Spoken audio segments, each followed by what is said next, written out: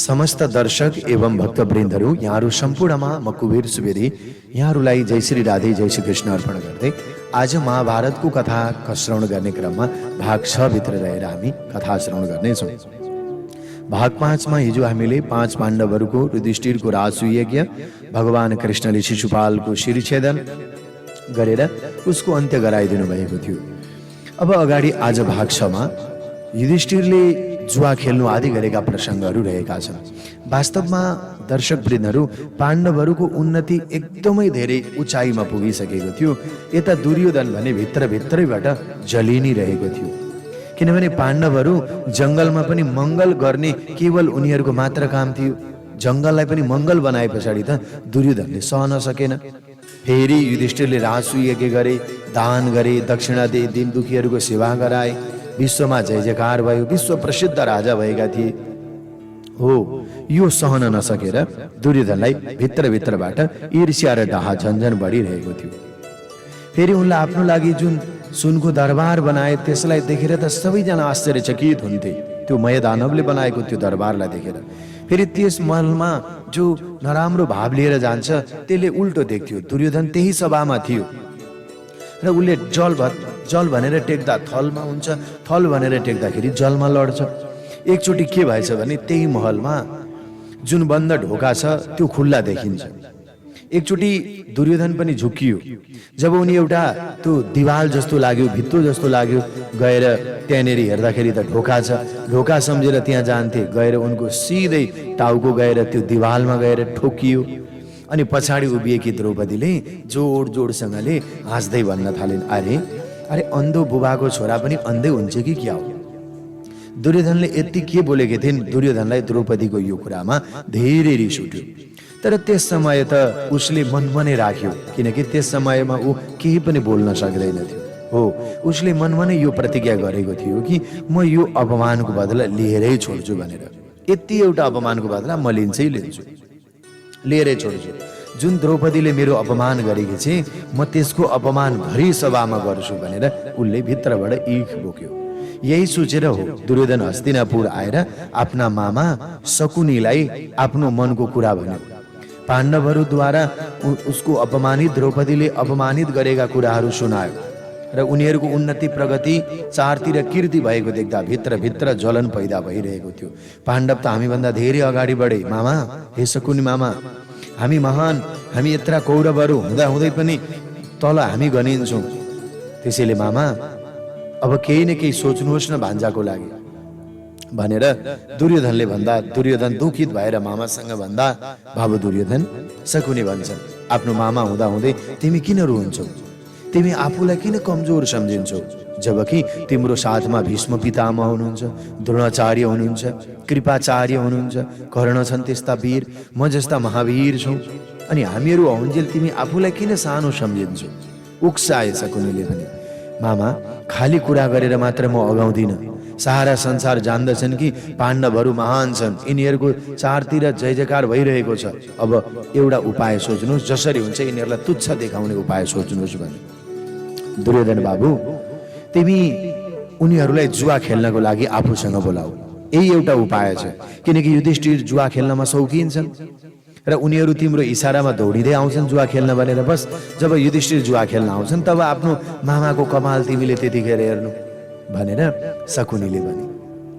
अनि दोस्रो दिन दुर्योधनले विदुरलाई पाण्डवहरू समक्ष गएर जुवा खेल्नको लागि निम्तो पठाए।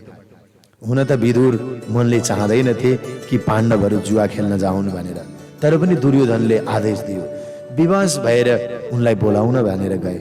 5 पाण्डव द्रौपदीका साथ कौरवहरूको दरबारमा जुवा खेल्नको लागि आए। उनीहरू पनि मामा शकुनीले जुन जाल उनीहरूलाई फसाउनका लागि हालेका थिए, पाण्डव त्यसै फसिरहेका थिए वास्तवमा, त्यही जुवाकै कारणले। र उनीहरूलाई के थाहा थियो उनीहरूले यत्रो ठुलो धोका र षड्यन्त्र गरिरहेका छन् भनेर सिधा पाण्डवहरूलाई। शकुनीले युधिष्ठिरलाई स्वागत गर्दै उसलाई अङ्कमाल गरे जस्तै गर्यो, माया गरे जस्तै गर्यो। लाग्छ कि संसारमा सबैभन्दा माया उसैले धेरै दिएको जस्तो लाग्छ, किनकि भित्र कति स्वार्थ छ। आज पाण्डवहरूलाई कति कपट गर्न जुवा खेल्ने बहाना गरिरहेका छन्, तर स्वागत नि आज भव्य छ। आज शकुनीका जस्ता व्यवहार गर्ने यो संसारहरूमा धेरै छन्। दुर्योधन आज धेरै छन्, तर युधिष्ठिर कम छन्। युधिष्ठिरलाई फन्दामा हाल्ने, युधिष्ठिरलाई पासोमा राख्ने, युधिष्ठिरलाई झुक्क्याउने आज संसारमा धेरै छ।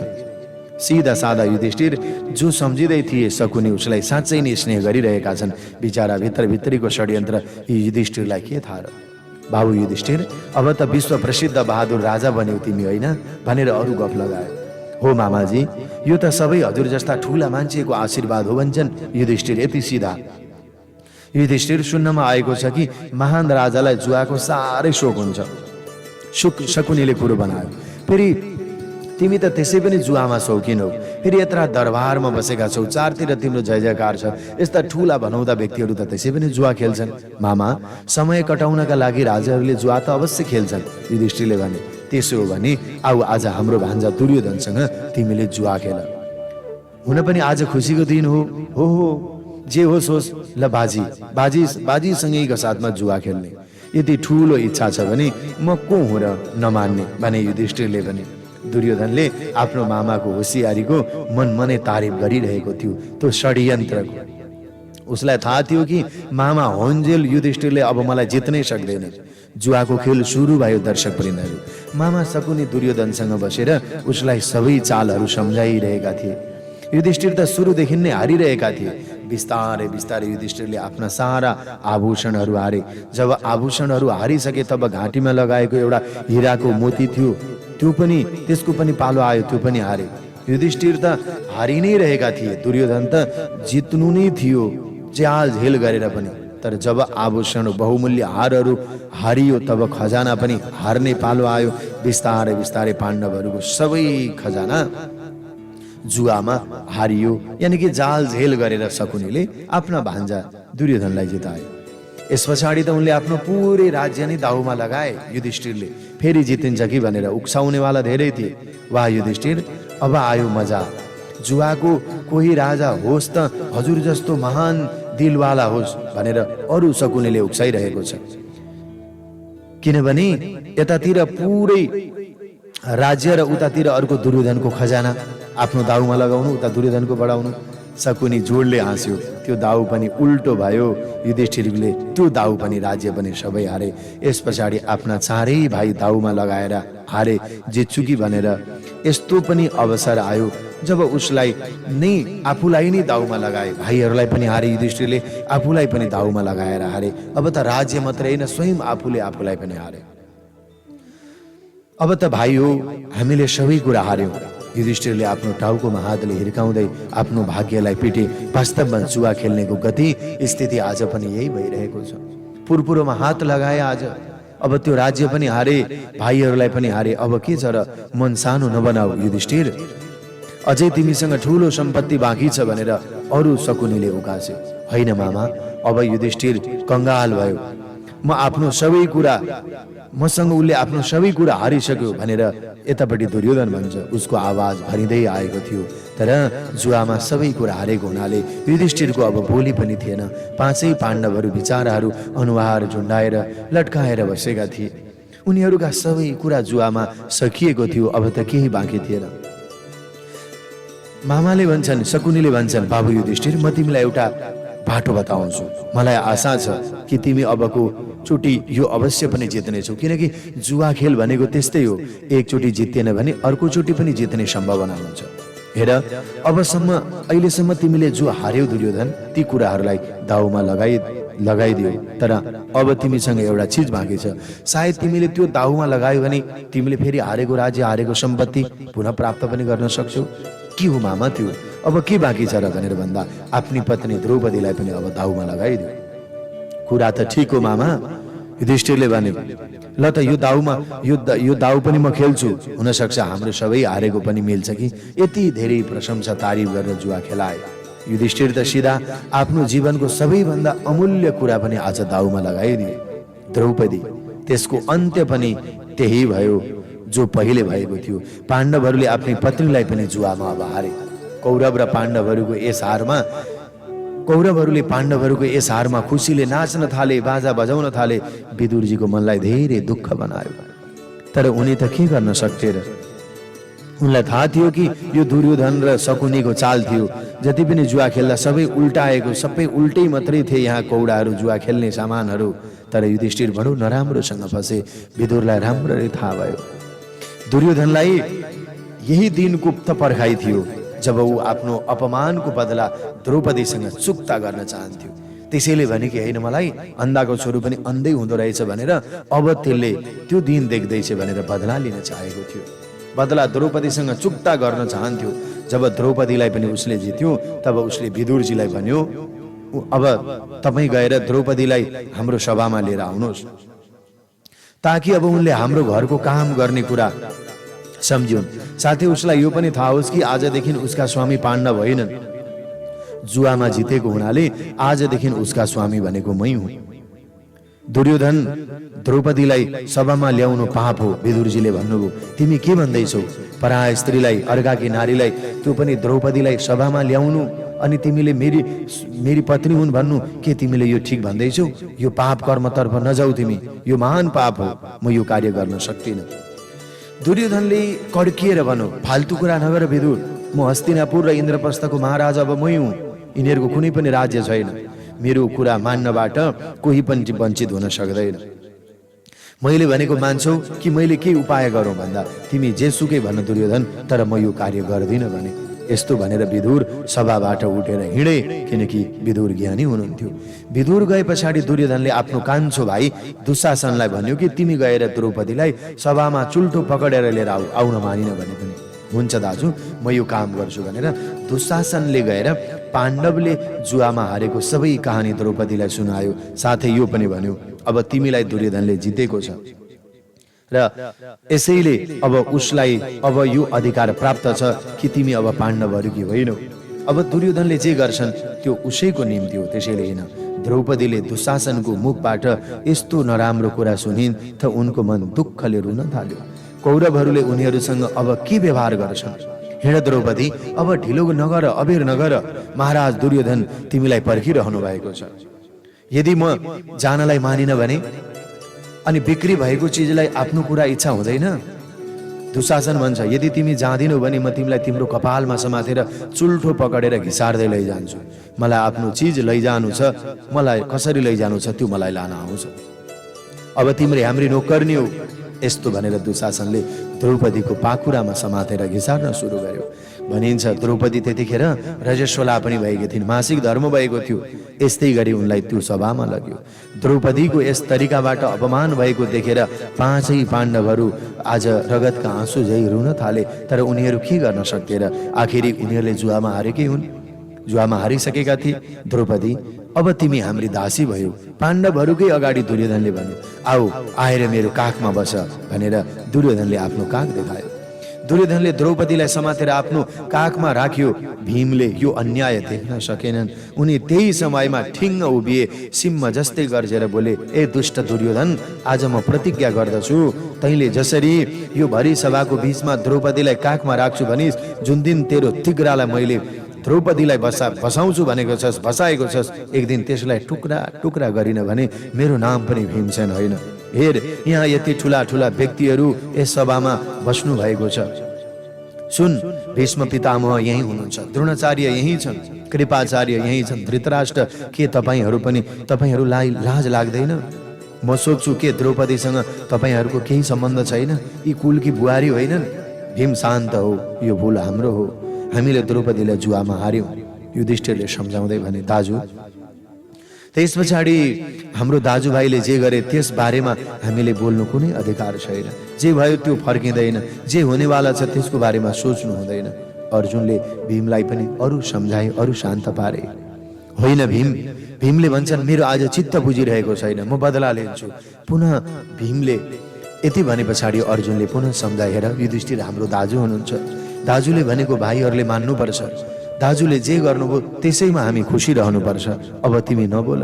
उता दुशासन त बदलाको आगोमा अन्धो भइसकेको जस्तो देखिन्थ्यो।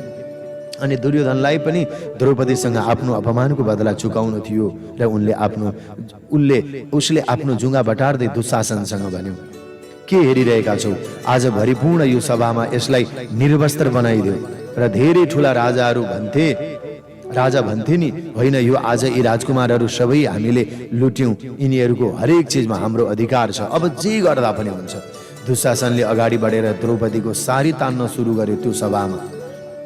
तब द्रौपदीले आफ्नो आँखा बन्द गरेर भगवान श्रीकृष्णलाई याद गर्न थालिन्। उनको अब किनकि उनलाई थाहा थियो मेरा पतिले पनि मलाई हारेका छन् जुवामा, अब मेरो जगतपतिको अलावा अरू मलाई कसैले पनि बचाउन सक्दैन।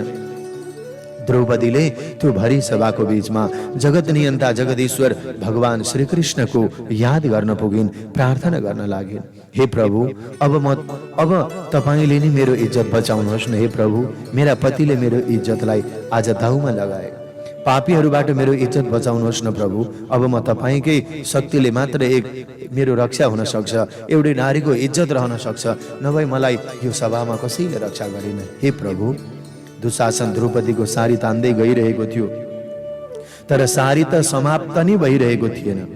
सभामा सारीको यति ठुलो चाङ्लो लाग्यो कि 100 सारीहरू एकै ठाउँ जस्तो गएर एउटा पर्वत आकार जस्तो देखिए। दुशासन सारी तान्दा तान्दा थाक्यो, तर उसको श्वासको गति तीव्र भयो, तर द्रौपदीको शरीरमा रहेको साडी बाँकी कहिले पनि सकिएन, समाप्त भएन, निर्वस्त्र भएन। पापी हारेर धर्मको विजय भयो। द्रौपदीलाई नाङ्गो बनाउने वाला आफूले नै अनुहार निहुराएर बस्यो भनिन्छ। त्यतिखेर जब द्रौपदीले श्रीकृष्णको याद गरिन्, द्वारिकाबाट भगवान कृष्णले अदृश्य शक्तिको माध्यमबाट द्रौपदीको साडी चिर वस्त्र बढाइदिनु भएको थियो। द्रौपदीलाई निर्वस्त्र बनाउन सकेनन्, हारे, थाके, उनीहरू आफै अनुहार निहुराएर बसे। भगवानको यो महान शक्तिको अगाडि सबै विवस्त्र लाचार भए। क्रोधले भरिएर भीमले फेरि एकचोटि कराउँदै भने, पापी दुशासन, हेर धर्मको शक्ति, अब एक अझै प्रतिज्ञा गर्छु, जबसम्म तेरो छातीलाई काटेर त्यसबाट निक्लिएको रगत पिउँदिन तबसम्म यो संसारलाई म मर्दिन, तबसम्म यो संसार नै म त्याग गर्दिन। तैँले जसरी द्रौपदीको यो भरी सभाको बीचमा के गर्नु हुने के नगर्नु हुने निर्वस्त्र बनाउन खोजेको होइन, यही हातले पकडेर तेरो छातीको रगत पिउँदिन तबसम्म यो संसारबाट म मर्दिन। आज हामीले सबै कुरा हार्यौं, तर जीवनमा हारेका छैनौं, तर आज हामीले हिम्मत हारेका छैनौं। भीमसेन, आज जे भयो भयो, जुवा खेल्दा तिमीहरू त रुन्छौ, कराउँछौ नि, अब तिमीहरूसँग के नै बचेको छ र? हामी बराबरी को छ?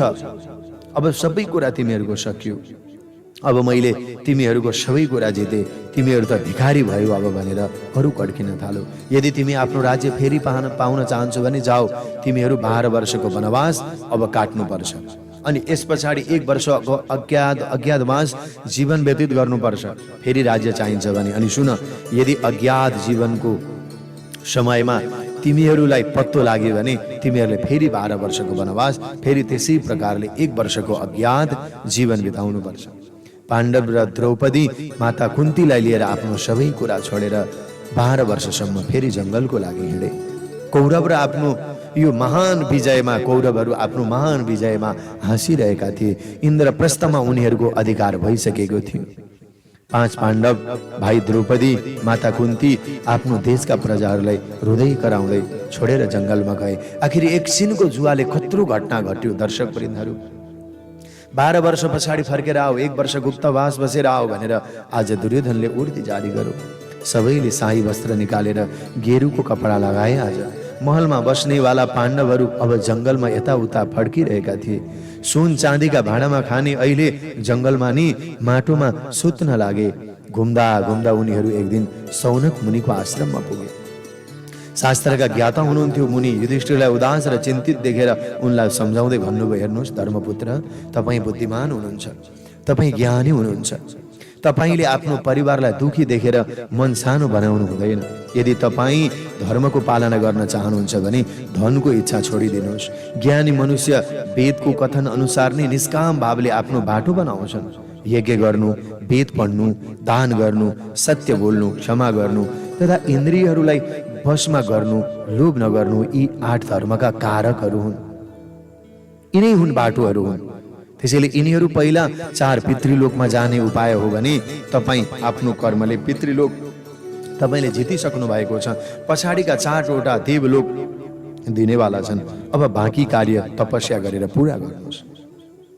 मुनि सौनकबाट पाएको ज्ञानलाई युधिष्ठिरले आफ्नो परिवारका साथमा कुरुक्षेत्रमा पुगे। उहाँ काम्यक वनमा एउटा भयङ्कर राक्षस आफ्नो हातमा झलेको मसाल लिएर उनीहरूको बाटो रोक्दै उनीहरूतर्फ बढिरहेको थियो। ए तिमी को हौ? म बाकासुर राक्षसको भाइ किमिर राक्षस हुँ, तर तिमीहरू सबैलाई खाने इच्छा लिएर आएको। धेरै दिन पछाडि आज मान्छेको मासु खान पाइयो। भीमले त्यस हत्यारा राक्षसलाई देखेर रिसले आगो भएर अगाडि बढे। दुवै भयङ्कर भीमसेन र उक्त किमिर राक्षसको युद्ध हुन लाग्यो। महाबली भीमको अगाडि त्यो कतिन्जेल टिक्थ्यो र बस केही समय पछाडि भीमले उसलाई आफ्नो दुई हातले उठाएर हावामा घुमाए। फेरि धरतीमा उसलाई यति जोडले पछाडि दिए त्यो झर्ने बित्तिकै मर्यो। पाण्डव फेरि अगाडि बाटो बढे। उता जब पाण्डवहरू गएको खबर अरू देशका राजाहरूलाई थाहा पाए, सबैजना दुखित भए। दुर्योधनले जुवामा छल गरेर उनीहरूलाई सबै सम्पत्ति खोस्यो अरे, लुट्यो अरे। त्यसमा सबै राजाहरूलाई साह्रै नराम्रो लागिरहेको थियो। श्रीकृष्ण ती सबै राजाहरूलाई लिएर युधिष्ठिरसँग भेट गर्नको लागि वनमै जानुभयो। द्वारिकाबाट भगवान कृष्ण युधिष्ठिर र उनको परिवारको त्यो दुर्दशा देखेर श्रीकृष्णले भगवान कृष्णलाई अत्यधिक धेरै रिस उठ्यो। त्योभन्दा पनि धेरै रिस श्रीकृष्णले त्यो बेला उठ्यो जुन बेला उनलाई यो थाहा भयो कि ती दुष्टहरूले द्रौपदीको भरिपूर्ण सभामा निर्वस्त्र बनाउने तुच्छ प्रयास गरे। श्रीकृष्णलाई असह्य पीडा भयो, साह्रो नराम्रो लाग्यो र द्रौपदी उनको अगाडि रोइरहेकी थिइन्। द्रौपदीलाई मनमनै द्रौपदीका आँखाभरि आँसुका धाराहरू देखेर भगवान कृष्णले, द्रौपदी तिमी मेरो पूजा गर्दछौ, मलाई थाहा छ। ती पापीहरूले तिम्रो जुन दुर्व्यवहार तिमीसँग गरेका छन्, म उनीहरूलाई यस अपराधको सजाय अवश्य दिनेछु। द्रौपदी, म साक्षात् धर्मको रूपमा तिमीहरूको अगाडि उभिएको छु। आज म यो प्रतिज्ञा गर्दैछु, जबसम्म ती कौरवहरूको लास त्यो मैदानमा फिजाएर त्यसलाई चिल र गिद्धहरूले जबसम्म खुवाउँदैन अगाडि, तबसम्म मेरो मन शान्ति हुँदैन। द्रौपदी, तिम्रो जति बेइज्जत र इज्जत लुटेका छन्, जति जुवा कपटमा छल गरेका छन्, यिनीहरूको लास एक दिन चिल र गिद्धहरूले खानेछ भनेर भगवान कृष्णले द्रौपदीलाई आश्वासन दिनुभयो। र तिमीहरूलाई पनि फेरि म राजा रानी बनाउने छु। यो मेरो प्रतिज्ञा, म तिमीहरूलाई एक दिन राजा रानी बनाउने छु। द्रौपदीको मन राख्नका लागि श्रीकृष्णले उनलाई ज्ञानको शक्तिले नराम्रो समय काट्ने उपायहरू बताउनु भयो।